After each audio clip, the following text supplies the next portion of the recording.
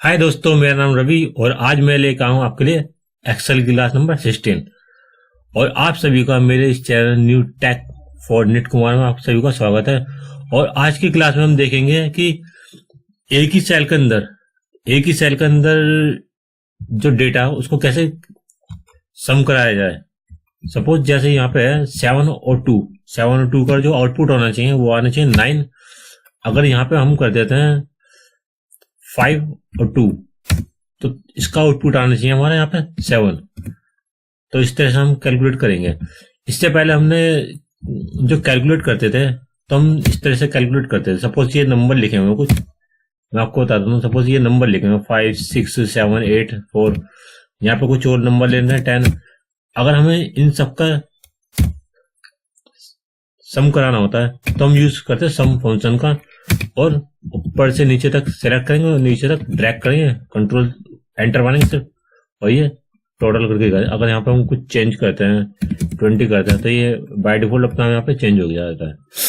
तो आज की क्लास में हम क्या सीखेंगे कि एक ही सेल के अंदर जो डेटा धरा हुआ है तो उसको कैसे सम करना है। अगर यहाँ पे करना है 2 और 3 तो यहाँ पे हमारा आउटपुट 5 आना चाहिए। ओके, तो हम यूज करते हैं। लेकिन उससे पहले मैं आपको एक चीज और बताना चाहता हूँ। इस क्लास में हम यूज करने वाले हैं मिड फंक्शन के बारे में आपको बता देता हूँ ये होता क्या है। मिड फंक्शन जो होता है बेसिकली डेटा को फैच करने के लिए होता है। तो यहाँ पे क्या है, इसके नीचे यहाँ पे जो है ना, इसके 3 पैरामीटर है। फर्स्ट पैरामीटर में टेक्स्ट, उसके बाद स्टार्ट नंबर, और लास्ट में नंबर अंडरस्कोर कैरेक्टर्स। ओके, तो फर्स्ट पैरामीटर में जो है टेक्स्ट, उसमें क्या करेंगे हम, ये जो सेल है इसको हम सिलेक्ट करेंगे। सबसे पहले ये हमने सिलेक्ट करा, उसके बाद कोमा लगाएंगे। फिर ये कह रहा है स्टार्ट नंबर, जो हमारा ये इसके अंदर पूरा का पूरा ये डेटा आया है, यहाँ पे लिखा है नोएडा। अभी ये कह रहा है कि स्टार्ट नंबर मतलब कहाँ से स्टार्ट करना, पोजीशन क्या करनी इसकी। सपोज हम इसमें लिख देते हैं 1, तो 1 लिखेंगे तो ये एन से स्टार्ट होगा। अगर हम लिखते हैं 2 तो हमारा पॉइंटर कहाँ पे जाएगा, ओ पे, तो ये ओ से स्टार्ट करेगा। और कहां तक डेटा को फैच करना है, नंबर अंडरस्कोर कैरेक्टर्स, कहां तक डेटा को फैच करना है, कितने नंबर तक करना है। सपोज हम लिखते हैं 3 तो ये किस तरह से डेटा को फैच करेगा, यहाँ पे आएगा OID, तो ये यहां से काउंट करना शुरू करेगा 1 2 3। ओ से जो इसकी पोजीशन होगी फर्स्ट, उसके बाद आई पे सेकंड, और डी पे 3। तो इसका जो फाइनल जो आंसर आएगा OID, तो इस तरह से आएगा ये। हम यहाँ पे करते हैं 4, तो इस तरह से। अगर हम यहाँ पे कर देते हैं 1 तो इस तरह से आएगा। यहाँ पे करते हैं 5, तो इस तरह से डेटा को फैच करके लाएगा। तो चलिए देखते हैं यहाँ पे हम, क्योंकि इस फंक्शन का यहाँ पे यूज होने वाला है तो इसलिए मैंने आपको ये थोड़ा सा डिटेल में बता दिया। तो हम यूज करेंगे यहाँ पे मिड फंक्शन का। मिड फंक्शन में सबसे पहले हम टेक्स्ट लेंगे, उसके बाद हम यूज करेंगे रो इनडायरेक्ट। दोस्तों, मैंने इनडायरेक्ट का आपको अपनी जो प्रीवियस क्लास है उसके अंदर मैंने आपको बता रखा है। अगर आपने इस क्लास को मिस कर दिया तो डिस्क्रिप्शन बॉक्स में उन सभी का लिंक दे रखा है, तो आप वहां से जाकर इसको देख सकते हो। और उसके बाद देखेंगे हम यहाँ पे 1 और एम्परसेंड का सिंबल लगाएंगे, डबल कोट्स के अंदर लिखेंगे, कोलन लगाएंगे, और फिर एम्परसेंड, और फिर हम यूज करेंगे लैन फंक्शन का, LEN। और लैन के अंदर ये जो सेल है इसका रेफरेंस दे देंगे, इसको बंद करेंगे ब्रैकेट को। फिर लास्ट में क्या होगा, नंबर। फिर वो ये कह रहा है कि मतलब कि कहां तक, मतलब कितना डेटा को फैच करना है तुम्हें, ठीक है, कितना। हम लिख देते हैं यहाँ पे 1।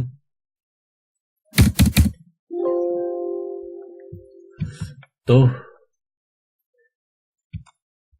अब हम यहाँ पे यूज करेंगे सम फंक्शन। बेसिकली हमें क्या करना है, सम कराना। तो सम कराना तो हमें सम फंक्शन का यूज करना पड़ेगा। और यहाँ पे हाइफन लगा देंगे और एक ब्रैकेट होल लगाएंगे। और अब यहाँ पे हम लगाएंगे, करेंगे control shift enter. Control shift हम एंटर करेंगे जैसे, तो यहाँ पे देखिए 5 आ गया। अगर हम यहाँ पे कुछ इस सेल के अंदर जाके कुछ चेंज भी कर देते हैं तो तब भी ये डायनेमिकली यहाँ पे वैल्यू चेंज कर कैलकुलेट करके देगा। सपोज हम कर देते हैं 5 और 6, यहाँ पे 11 आ गया, 5 और 6 11 होता है। यहाँ पे करते हैं 3 और 2, यहाँ पे 5 कर देगा। इसलिए ये करेगा क्या कि ये डेटा को ना इस फॉर्मेट में बना देगा। देखिए ये डेटा को जो ना इसका फॉर्मेट इस तरह से बना देगा, 3 और नीचे 2 को ले आएगा और फिर ये कैलकुलेट करके दिखाएगा। तो चलिए देखते हैं यहाँ पे एक बार।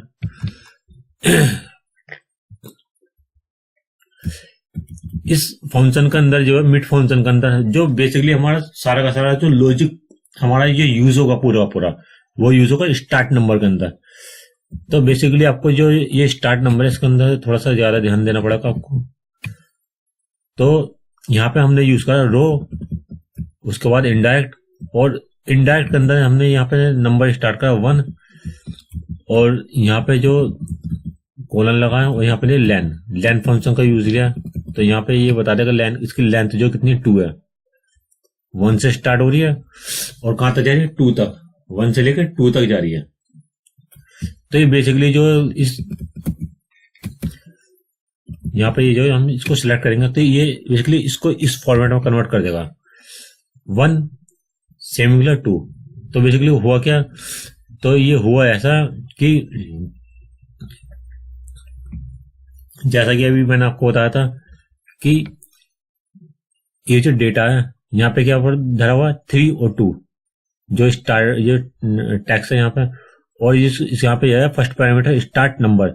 स्टार्ट नंबर में जो फर्स्ट जो यहाँ पे दे रखा है 1 मतलब कि ये जो 1 है, यहाँ पे जो पहली नंबर पोजीशन है फर्स्ट नंबर पोजीशन पे क्या 3, और कहां तक चलेगा ये लास्ट में क्या दे रखा है, कितने नंबर तक चलेगा 1 तक चलेगा, मतलब कि 3 से लेकर 3 तक चलेगा। इसको 3 को यहाँ पे इस तरह से लिख देगा यहाँ पे इस फॉर्मेट में, क्योंकि सेमिकुलर इस तरह से कॉलम के लिए काम करता है। और उसके बाद आ रहा 2, फिर क्या करेगा 2 यहाँ पे इस पोजीशन पे आएगा, फर्स्ट करेक्टर को छोड़ के सेकंड करेक्टर पे आएगा, सेकंड करेक्टर में क्या है 2, तो 2 को यहाँ पे इस फॉर्मेट में ले आएगा और लास्ट में 1 तो है ही, तो यहाँ पे इस तरह से आएगा। अगर हम यहाँ पे कुछ और चेंज करते हैं, सपोज हम यहाँ पे कर देते हैं 555 तो 15 आ गया। तो अब क्या करेगा, इसको इस फॉर्मेट में ले आएगा। देखिए मैं आपको यहाँ पे करके बता देता हूँ 5 यहाँ पे 5, तो इसको इस फॉर्मेट में ले आएगा। इसको सेलेक्ट करेंगे और अभी देखिए किस फॉर्मेट में आएगा। इसको ये क्या करेगा, इसकी जो डायरेक्शन है उसको इस प्रकार बना देगा कि सारा का सारा इस तरह से कैलकुलेट हो जाए।